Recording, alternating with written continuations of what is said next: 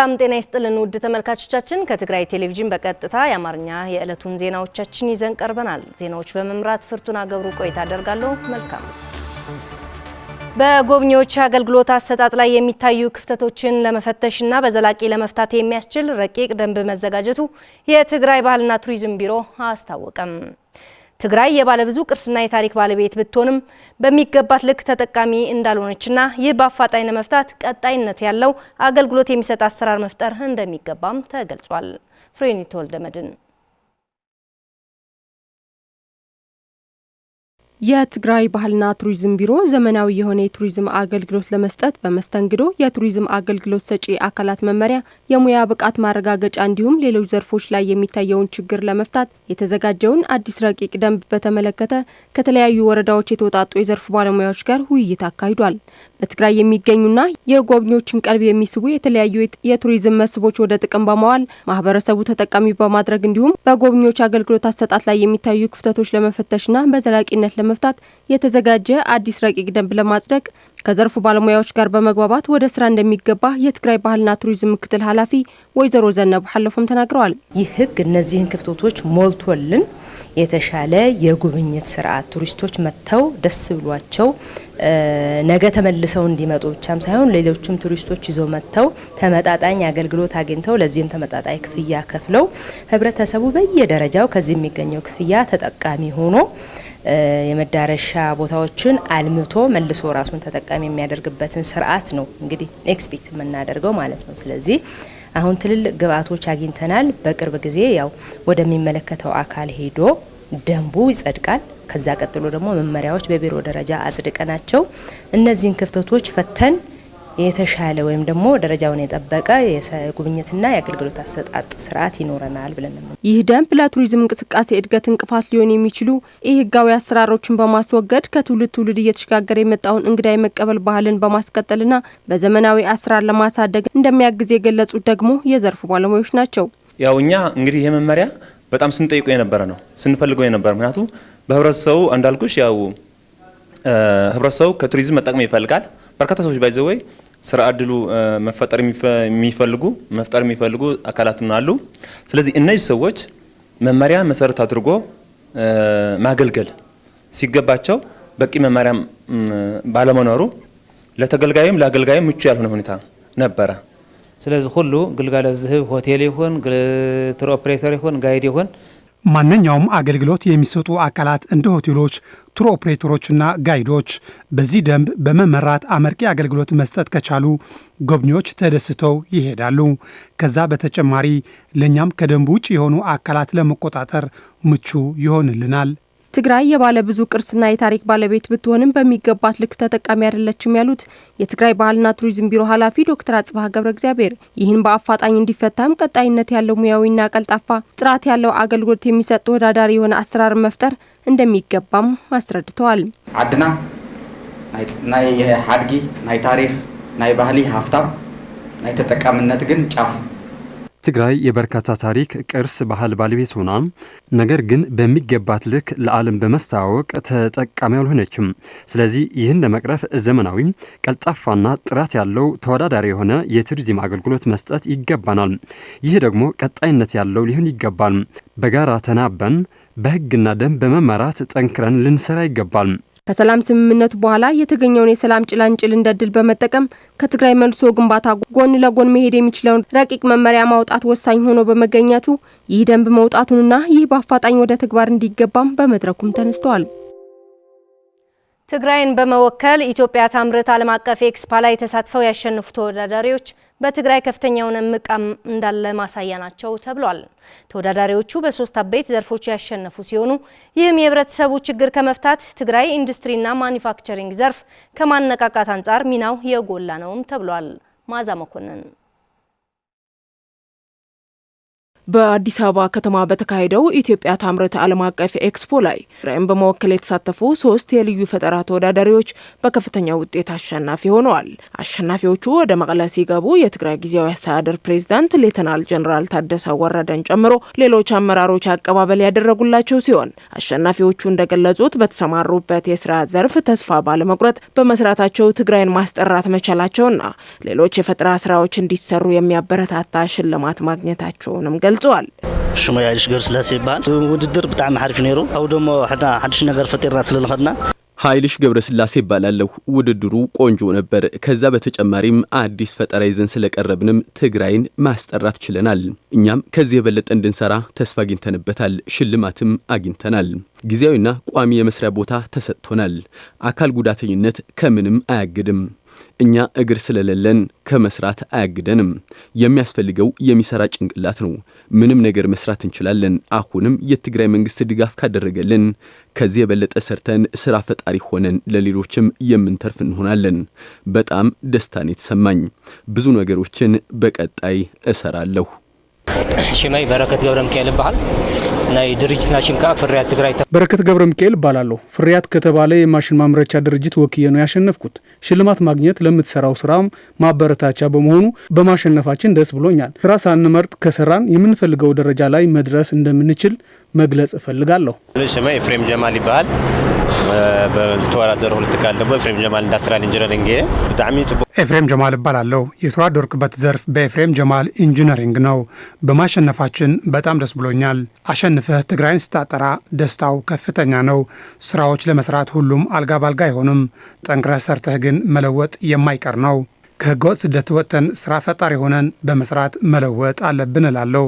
የትግራይ ሳይንስና ቴክኖሎጂ ቢሮ ኃላፊ ዶክተር አልጋነሽ ተሰማ እነዚህ ወገኖች በኢትዮጵያ ተወዳድረው ያሸነፉ ናቸው በማለት የህብረተሰብን ችግር መፍታት የሚያስችሉ በ3 አበይት ዘርፎች ማሸነፋቸው ያለው ጠቀሜታ ከፍተኛ መሆኑን ገልጸዋል። አብደላኸየ ሰዓት አብ ተመጠነ ቦታ ፍታህ ሂዞ ቀሪቦም አለው ማለት ነው። በፈለግነው ሰዓት በተመጠነ ቦታ ችግር ፈቺ ሆነው ተገኝተዋል። 3 አበይት የፈጠራ ስራዎችን አሸንፈው ነው የወጡት። እናም በጣም ከፍተኛ ደስታ ተሰምቶኛል። የህብረተሰባችን የኑሮ ችግር ፈቺ ሆነው ነው የቀረቡት። ከትንሽ እስከ ትልቅ የኢንዱስትሪና ማኒፋክቸሪንግ ስራን መደገፍ የሚችሉ ስራዎች ናቸው። ትግራይን በመወከል ያሸነፉ ተወዳዳሪዎች በትግራይ ከፍተኛ የሆነ እምቅ አቅም እንዳለ ማሳያ መሆናቸው የገለጹት ደግሞ የትግራይ ኢንዱስትሪ ቢሮ ኃላፊ ወይዘሮ አልማዝ ገብረጻድቅ ናቸው። ወይዘሮ አልማዝ በንግግራቸው የትግራይ ኢንዱስትሪና ማኒፋክቸሪንግ ዘርፍ ለማነቃቃትም ከፍተኛ አስተዋጽኦ አለው ሲሉ ተናግረዋል። ዓብይ ፖቴንሻል ከም ዘለና ከም ተጋሩ ተረዳ በትግራይ ከፍተኛ የሆነ እምቅ አቅም እንዳለ የተገነዘብንበት ነው። ሌሎችም ይህንን በመገንዘብ የትግራይ ኢንዱስትሪና ማኒፋክቸሪንጉን ለማነቃቃት ስራ ፈጣሪ ሆነው ክልሉን መጥቀም አለባቸው። በአቀባበሉ ላይ የተገኙት የትግራይ ጊዜያዊ አስተዳደር ፕሬዝዳንት ሌተናል ጀነራል ታደሰ ወረደ ለአሸናፊዎቹ እንኳን ደስ አላችሁ ያሉ ሲሆን የትግራይ ጊዜያዊ አስተዳደር ኢኮኖሚን ለማነቃቃት የሚንቀሳቀሱ አካላትን እንደሚያበረታታና ድጋፍ እንደሚያደርግም ገልጸዋል። በጦርነቱ ምክንያት የተቀዛቀዘው የኢንዱስትሪው ዘርፍ ለማነቃቃት ከሰኔ 28 እስከ ሐምሌ 2 2017 ዓ.ም የሚቆይ ሀገር አቀፍ የኢንዱስትሪ ኤግዚቢሽንና ባዛር በመቀለ ከተማ እንደሚካሄድ ተገለጸ። ኤግዚቢሽኑ ከፍተኛ የሆነ የገበያ ትስስር የሚፈጥር የዘርፉንም ማነቆችን ለማቃለል እንደሚረዳም ተገልጿል። ስለ ሻጎስ ዝርዝር አለው።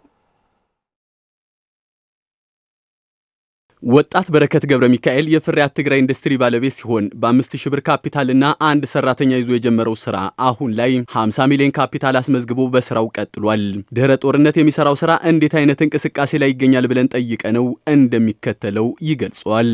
እኛ የምናመርታቸው ማሽን የተለያዩ ናቸው። ለምሳሌ የመኖ መቀነባበሪያ ማሽን ከትንሹ እስከ ትልቁ፣ የጨው ማጠቢያና መፍጫ አዮዳይዝ ማሽን ከትንሹ እስከ ትልቁ እና የተለያዩ የእህል ወፍጮዎቹ፣ የወርቅ ማጠቢያ፣ የእህል መውቂያ የተለያዩ ማለት ከትንሽ እስከ ትልቆቹ እንደዛ የመሰሉ እንትን የምንሰራው በይበልጥ የኮንስትራክሽንና የግብርና ውጤቶች ነው እንትን የምናመርተው ማለት። ባለፈው ኢትዮጵያ ታምርት የሚል ኤግዚቢሽን ተሳትፈን ነበር። እዛ ስንሳተፍ ማለት ያልጠበቅነው ገበያ ትስስር ነው ያገኘ ነው። የመኖ መቀነባበሪያ ማሽን 4፣ የጨው ማምረቻ ማሽንም እንደዛ ማለት ወደ 8 የሚጠጉ የወርቅ ማንድ 2 ብዙ ነገር ነው እንትን ኦርደር ያገኘ ነው ማለት። የተወሰኑም ቀብዱ ሰጥተዋል። ቀብድ ባይሰጥም ዲማንዱ ስላወቅ ነው እኛ አሁን በተለይ ወደ ኦሮሚያ ክልል የእህል መውቂያ ማሽኖቹ ወደ 6 የሚሆኑ ኦርደሮች አሉ። እነሱን ኦርደር እንዳሉ ስላወቅን አሁን ትንሽ ፋይናንሻል ካገኘንና ቦታ ካገኘን ያመረትን ወደዛ ለመላክም ጭምር ነው ያሰብነው እንጂ እንዳየው አሁን ከግብርና ሚኒስቴርና ኢንዱስትሪ ሚኒስቴር የመኖ መቃረቢያ ማሽን አግሪመንት አስረን ሰርተን ጨርሰናል። እንዲያም ባለፈውም አዲስ አበባ የወሰድነው ለነሱ ለማሳየት እንደተሰራን እንዳለቀ ማለት ነው። እነሱን አንዱን ኦርደር አድርጉ። አሁን የምታየው ግን 4 የመኖ መቃረቢያ ማሽን ያለው እኛ ማለት ወደ መሆንም ኦርደር አለ፣ ወደ ሽረም አለ፣ ወደ አላማጣ አካባቢም አለ 1-2 የነሱ ኦርደር ጭምር ነው ያለን። ከአንድ ሰራተኛ ወደ 26 ከፍ በማድረግ ለወጣቶች ስራ ዕድል በፈጠረው በፍሬያት ትግራይ ኢንዱስትሪ ውስጥ ሲሰሩ ያገኘናቸው ወጣቶችም ራስን ከመቻል አልፈው በሚያገኙት ልምድና በሚቀስሙት እውቀት የኢንዱስትሪ ባለቤት ለመሆን ማቀዳቸውን ያስረዳሉ። ጽቦይ ሙያ ሙያው በጣም ጥሩ ነው። ከዚህ በፊትም በማሽነሪ ስራዎች እየሰራው ቆይቻለሁ። በመንግስት በኩል የሚሰጥ የመስሪያ ቦታና የብድር መመቻቸት ካለ የራሴን ድርጅት ከፍቼ ለመስራት እቅዱ አለኝ። ዝሙያ ጽቦ ተምሄረለሁ ለቀጻሪ ግን በሙያው ብዙ ተምሬያለሁ። በቀጣይ የራሴ የሆነ ድርጅት ለመክፈት ነው እቅዴ። አሁን በምሰራው ስራ ቤተሰቤን ማስተዳደር ችያለሁ። በበለጠ ግን የራሴን ድርጅት ማቋቋም ፈልጋለሁ። ፍሬያት ትግራይ ኢንዱስትሪ በሚያመርታቸው ማሽኖች በርካታ የውጭ ምንዛሬ ለማስቀረትና ለብዙ ወጣቶች የስራ ዕድል ለመፍጠር አልሞ እየተንቀሳቀሰ ያለ ድርጅት ቢሆንም የፋይናንስ እጥረትና በመስሪያ ቦታ ማጣት ዓላማውን ሙሉ በሙሉ ለማሳካት እንቅፋት እንደሆኑበት ወጣት በረከት ገብረ ሚካኤል ያብራራል። እንቅፋት የሆነብን የፋይናንሻልና የቦታ ከፋይናንሻል ይልቅም የቦታ እጥረት ነው እንትን የሆነብን። የትግራይ ኢንዱስትሪ ቢሮ ኮሙኒኬሽን ዳይሬክተር አቶ ዳዊት ገብረ ጻዲቅ በበኩላቸው በጦርነቱ ውድመት ጉዳትና የሥራ መቀዛቀዝ የደረሰባቸው የትግራይ ኢንዱስትሪዎች እንቅስቃሴን ለማነቃቃት ከሰኔ 28 እስከ ሐምሌ 2 2017 ዓ.ም ለተከታታይ 5 ቀናት የሚቆይ አገር አቀፍ የኢንዱስትሪ ኤግዚቢሽንና ባዛር እንደሚካሄድ ገልጸው የትግራይ ኢንዱስትሪ ዘርፉን ለማሳደግ በዘርፉ አንቀሳቃሾች ያሉትን ችግሮች ለመቅረፍም ከፌዴራልና ከክልል ከፍተኛ የሥራ ኃላፊዎች ጋር የውይይት መድረክ እንደሚካሄድ ጠቁመዋል። ሰኔ 28 እስከ ሐምሌ 2 2017 ዓ.ም የሚካሄደው በትግራይ የሚካሄደው በመቀለ የሚካሄደው ሀገር አቀፍ የኢንዱስትሪ ኤክስፖ አለን። ስለዚህ ከፌዴራልና ከትግራይ ክልል መንግስት ከፍተኛ የመንግስት ኃላፊዎች ይገኛሉ ብለን እንጠብቃለን። ስለዚህ እነዚህ የመንግስት ከፍተኛ ኃላፊዎች እነዚህን ችግሮች በምን መንገድ መፈታት እንዳለባቸው አይተው በ2018 ዓ.ም በእቅዶቻቸውን አካተው እንዲፈቱ እየፈለግን ያለ ነው። ይህ ከትግራይ ቴሌቪዥን በቀጥታ የአማርኛ ዜናዎቻችን ናቸው። ዜናዎቻችን ቀጥለዋል። በጦርነቱ ሳቢያ የወደመው የትግራይ የዘር ሁኔታ ዳግም ለመመለስ የተለያዩ እንቅስቃሴዎች መጀመራቸው የትግራይ የዘር ኢንተርፕራይዝ ገለጸም። በጦርነቱ ወቅት የምርጥ ዘር አጠቃቀም ወደ 5% ደርሶ እንደነበር በመግለጽ አሁን ግን የተቀናጀ ስራ በመሰራቱ ወደ 15% መድረሱ ተገልጿል። ለገብረዘይር ገዳሙ ዘገባ ተጨማሪ አለን። በትግራይ ጦርነት ሳቢያም የትግራይ የዘር ሁኔታ ሁነኛ በመጎዳቱ ዳግም ለመመለስ ሰፊ ስራ እየተሰራ መሆኑንና በፌዴራል መንግስትም የተለያዩ ድጋፎች እየተደረጉ መሆናቸው የውስጥ አቅም ማጠናከር ግን ወሳኝ ነገር መሆኑ የትግራይ የዘር ኢንተርፕራይዝ ኃላፊ አቶ ሙልጌታ ባሌማ ይናገራሉ። ድሕሪ ናብ ትግራይ ምላስ መንግስት ምላሱ ግን ከጦርነቱ በኋላ የዘር ሁኔታን ለመመለስ የተለያዩ ስራዎች ጀምረናል። በተለይም የኦሮሚያ ክልል እንዲሁም የፌዴራል መንግስት ሰፊ ድጋፎች እያደረጉልን ነው። ሆኖም አሁን የውስጥ አቅማችን ማሳደግ ወሳኝ ነገር ነው። ዩኒየኖችና የተለያዩ የዘር አቅራቢዎች እንቅስቃሴ ጀምረዋል። እነዚህንም እናጠናክራለን። በጦርነቱ ወቅት የምርጥ ዘር አጠቃቀም ወደ 5% ደርሶ እንደነበር በመግለጽ በአሁን ሰዓት ግን የተቀናጀ ስራ በመሰራቱ ወደ 15% መድረሱ ይገለጻል። አፍቲ እዋን ኩናት ብጣዕሚ ወሪዱ ነሩት። በጦርነቱ ጊዜ ምርጥ ዘር አጠቃቀማችን በጣም ወርዶ ነበር። ወደ 5% ደርሶ ነበር። አሁን ወደ 15 ደርሰዋል። ሆኖም አሁንም ገና ይቀረናል። በጤፍ፣ በስንዴ፣ በማሽላ ላይ ገና ትልቅ የቤት ስራ አለን። አልሰራንም፣ ልንሰራበት ይገባል። ዘር ለግብርናው ዘርፍ ትልቅ መሰረት በመሆኑ መንግስትም ሆነ የሚመለከተው አካል ልዩ ትኩረት ሰጥቶ በወደሙት ላቦራቶሪና ማሽኖች እንዲሁም መጋዘን በማደስና በመጠገን ዳግም በማቋቋም ሊገነባ ይገባል ብለዋል። ስለዚህ በቀጣይነት በቀጣይ ዘር ብዙ ነገር በመሆኑ ሰፊ ስራ ይጠበቅብናል። በመሆኑም መንግስት ልዩ ትኩረት ሰጥቶ በወደሙ ላብራቶሪ የተለያዩ ንብረቶች መልሶ በማቋቋም ካልሰራ ለውጥ ሊመጣ አይችልም። ስለዚህ ከሚመለከታቸው ባለድርሻ አካላት ጋር በመተባበር በትኩረት ሊሰራ ይገባል። ከጦርነቱ በፊት የዘር ሁኔታ የተሻለ ደረጃ ላይ እንደነበርናም በጦርነቱ ሳቢያ ግን የነበረው እንቅስቃሴ ተገድቦ የነበረው ደረጃ ወደ ኋላ ተመልሶ ንብረቶች ወድመው እንዳልነበሩ መሆናቸውንም አቶ ሙልጌታ አስታውሰዋል። በመጨረሻም በሱዳን እርዳታ የጫኑ የመንግስት ድርጅት ተሽከርካሪ ላይ በደረሰ ጥቃት 5 ሰዎች መገደላቸው ተገለጸ። የተባበሩት መንግስታት ጥቃቱን ማን እንደፈጸመ ያለው ነገር ባይኖርም መኪኖቹ ረሃብ እየታየባት ነው ወደ ተባለችው ኤልፋሽር ከተማ ለመንቀሳቀስ እየተጠባበቁ ባለበት ወቅት ነው መፈጸሙን የተገለጸው። አሰፋ ካሳም ወደ ሰሜን ዳርፉር እርዳታ ጭነው ይጓዙ የነበሩ ተሽከርካሪዎች ላይ ጥቃት ደርሶ 5 ሰዎች መገደላቸውን የተባበሩት መንግስታት ድርጅት ኤጀንሲ አስታወቀም። ሰኞ ምሽት በኤልኮማ ግዛት አቅራቢያ በደረሰው ጥቃት በርካታ ሰዎች ሲቆስሉ መኪኖቹን መቃጠላቸውን ኤጀንሲው አስታውቋል። የድርጅቱ ቃል አቀባይ የመጀመሪያ ደረጃ ሪፖርት በማለት ባወጡት የክስተቱ መግለጫም በርካቶች መጎዳታቸውን ገልጸው ነበር። የሱዳን መንግስት የጥበቃ ሰራተኞች፣ አሽከርካሪዎችና ሰላማዊ ዜጎች በጥቃቱ መገደላቸውን ገልጾ ግድያውን የፈጸሙት ከሱዳን ጦር ጋር እየተዋጉ የሚገኙት የፈጥኖ ደራሽ ኃይሉ ታጣቂዎች ናቸው ሲል ወንጅለዋል። ይሁን እንጂ የፈጥኖ ደራሽ ኃይሉ ጥቃቱን ያደረሰው የሱዳን ጦር ነው ሲል በአጸፋው ከሰዋል።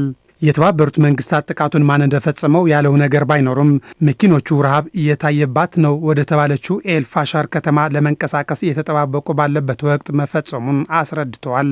የተባበሩት መንግስታት ድርጅት የምግብና የህፃናት ኤጀንሲዎች 15 እርዳታ የጫኑ መኪኖች ወደ አልፋሸር ለመጓዝ በዝግጅት ላይ ነበሩ ብለዋል። የሱዳን ንጹሐን ዜጎችና ወታደሮች በፈጥኖ ድራሽ ኃይሉ ታጣቂዎች ከ1 ዓመት በላይ ጥቃት ሲፈጸምባቸው ነበር። ሰኞ ማታ በተፈጸመው ጥቃት ወደ ኤልፋሸር ይጓዙ የነበሩ የተባበሩት መንግስታት መኪኖች ላይ የነበሩት 4 አባላት ሲገደሉ 2 ደግሞ መቁሰላቸውን የፈጥኖ ድራሽ ኃይሉ ቃል አቀባይ ባሻ ታቢቅ በኤክስ ገጻቸው ላይ አጋርተዋል።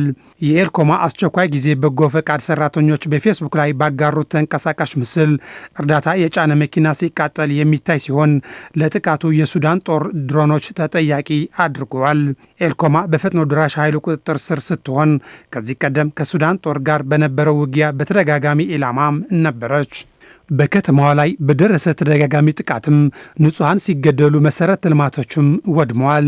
በኤልኮማ የሚገኘው የአስቸኳይ ጊዜ በጎ ፈቃደኛ እሁድ ዕለት የሱዳን ጦር ሰራዊት በአውሮፕላን የተደገፈ ጥቃት ፈጽሞ 89 ሰዎች መገደላቸውን ገልጸዋል። የሱዳን ጦር በቀረበበት ውንጀላ ላይ ምላሽ አልሰጠም። በሱዳን የሚካሄደው የእርስ በእርስ ጦርነት ከ2 ዓመት በፊት የተጀመረ ሲሆን በዓለም ላይ አስከፊ የተባለውን የሰብአዊ ቀውስ አስከትሏል። ዘገባው የቢቢሲ ነው።